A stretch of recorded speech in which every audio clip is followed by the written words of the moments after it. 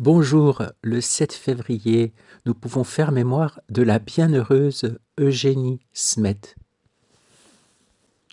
Eugénie Smet, connue en religion sous le nom de Marie de la Providence, naquit à Lille en 1825, dans une famille chrétienne aisée. Très tôt, son cœur fut saisi par un double appel qui ne la quitta plus. Une charité ardente pour les âmes souffrantes du purgatoire, et un amour concret des pauvres, des malades et des plus délaissés. Marquée par la foi simple du peuple et par une profonde vie intérieure, Eugénie comprit que la communion des saints ne s'arrête pas aux frontières visibles de l'Église. Prier pour les défunts, c'est aimer le Christ jusque dans ses membres encore purifiés par l'épreuve. Après des années de discernement, elle voulut fonder un institut entièrement consacré à cette mission.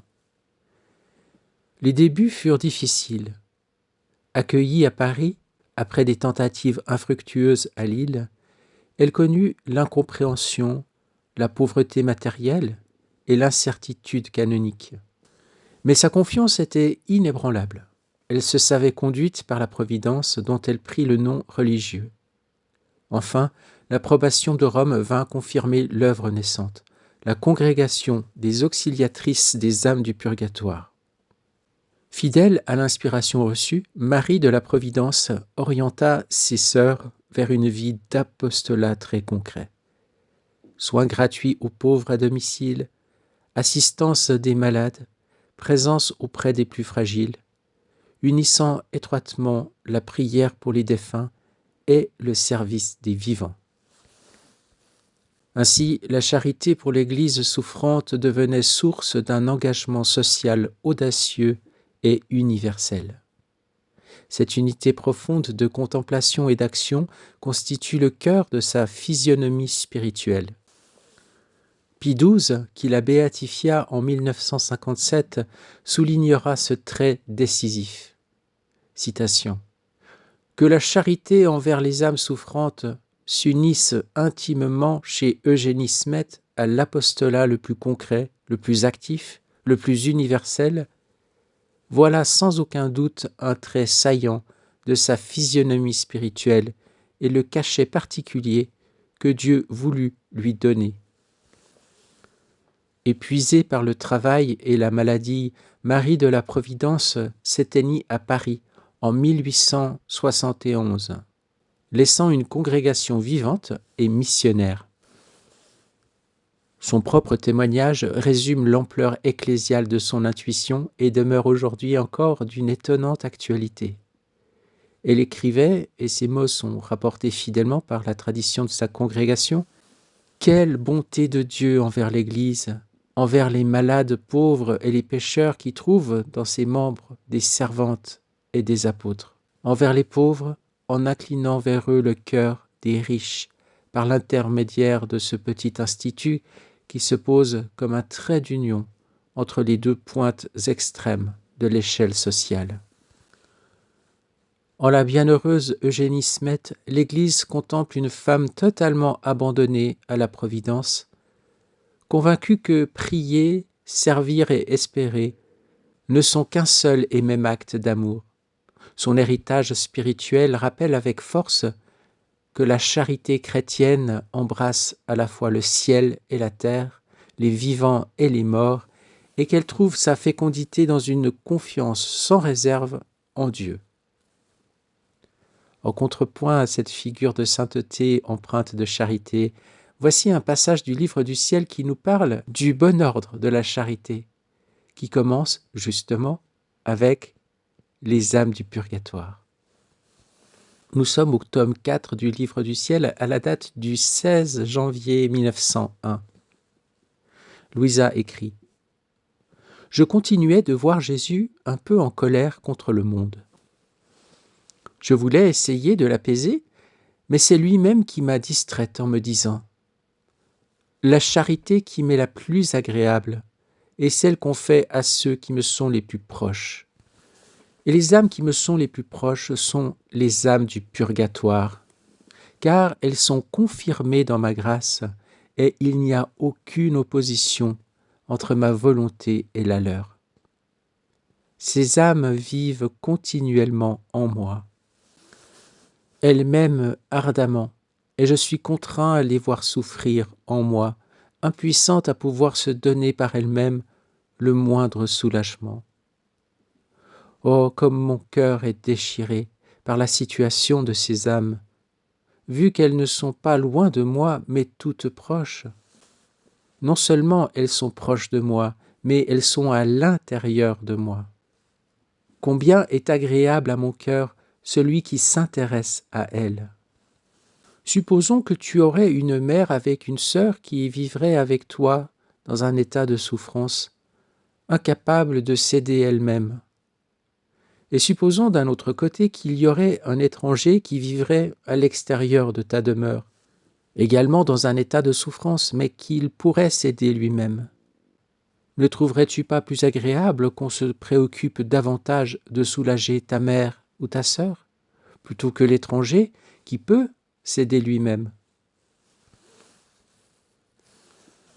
Je répondis, « Oui, certainement, Seigneur. » Et il ajouta, « En second lieu, la charité qui est le plus agréable à mon cœur est celle qu'on fait aux âmes qui, bien qu'elles vivent encore sur cette terre, ressemblent presque aux âmes du purgatoire, c'est-à-dire qu'elles m'aiment, font toujours ma volonté et s'intéressent à mes affaires comme si mes affaires étaient les leurs.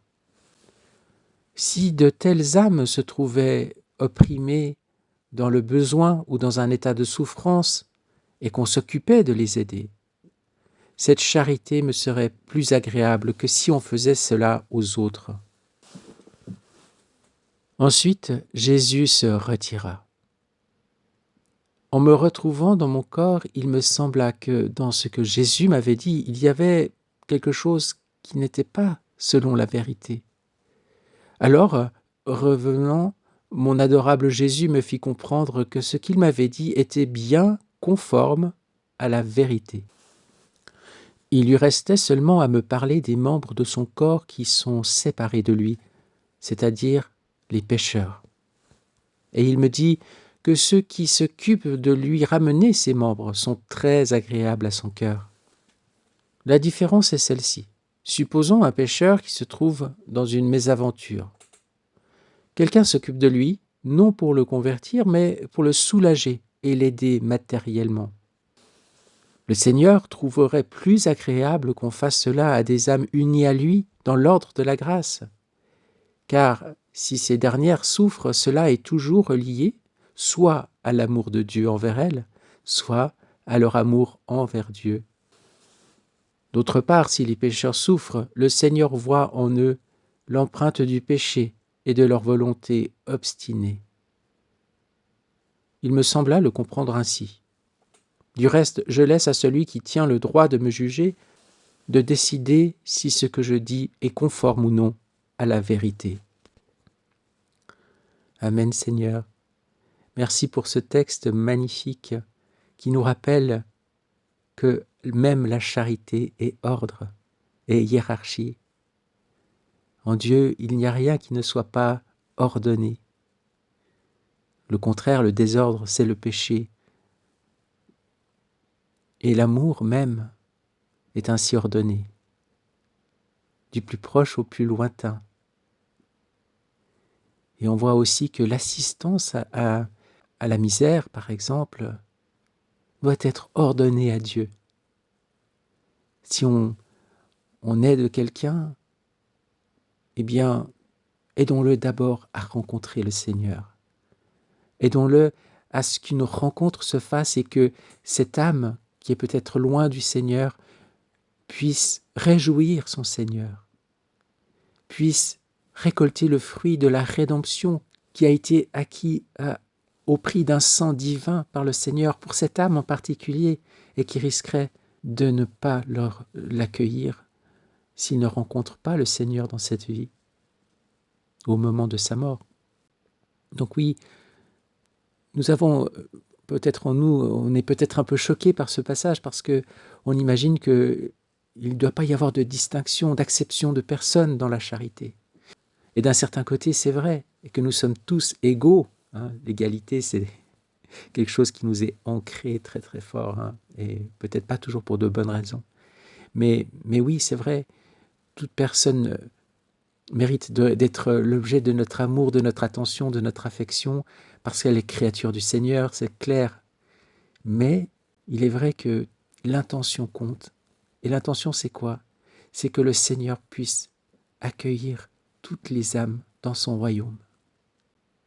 Et donc, avant de penser à soulager matériellement les gens, eh bien, ayons conscience que ce qui compte avant tout, c'est leur rencontre avec le Seigneur.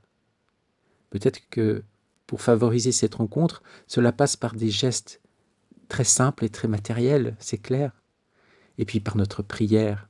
Et là, nous allons vers le début de ce passage où nous apprenons que les âmes qui ont le plus besoin peut-être de nous, ce sont les âmes du purgatoire. Pourquoi? Parce qu'elles ne peuvent plus rien pour elles-mêmes. Elles ne peuvent plus rien pour elles-mêmes.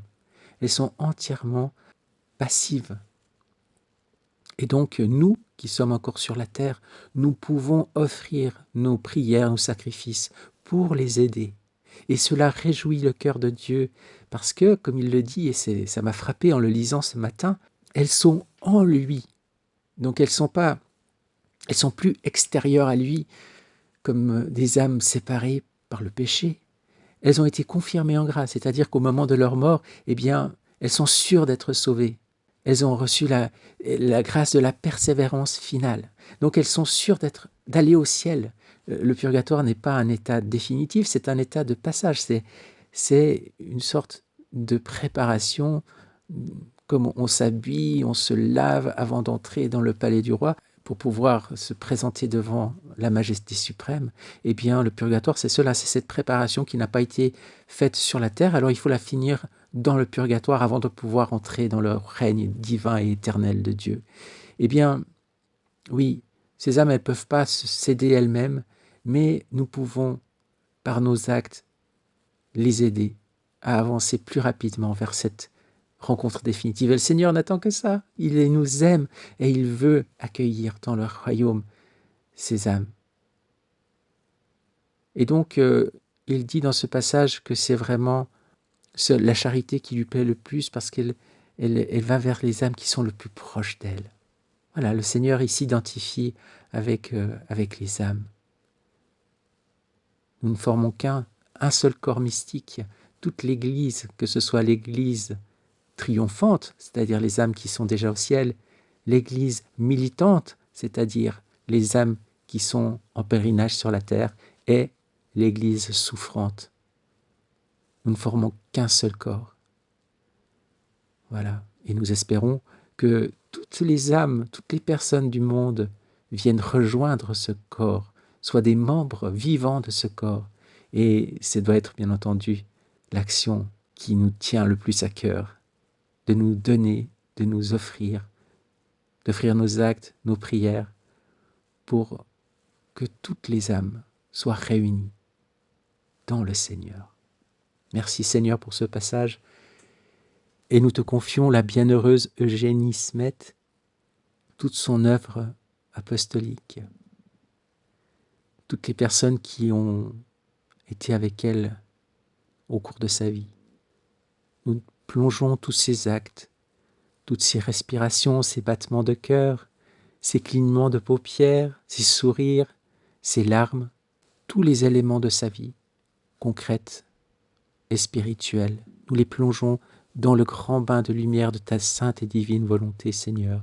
Et nous voulons t'offrir cette vie, t'offrir tout ce qu'elle a été, avec notre je t'aime, notre je te bénis, je te glorifie, je te rends grâce, je te remercie. Au nom de tous et pour tous, et en te demandant le grand bien de la venue du règne du divin vouloir sur la terre comme au ciel. Sois béni, Seigneur, en ce jour, par tous nos actes. Nous voulons vraiment vivre unis à toi à chaque instant, notre âme avec toi, avec les âmes du purgatoire, avec tous nos frères et sœurs qui marchent en ce moment sur la surface de la terre, et aussi qui récapitulent à travers notre amour donné toutes les âmes, depuis Adam jusqu'au dernier, pour te rendre grâce et te bénir. Amen. Fiat. Bonne journée et à demain.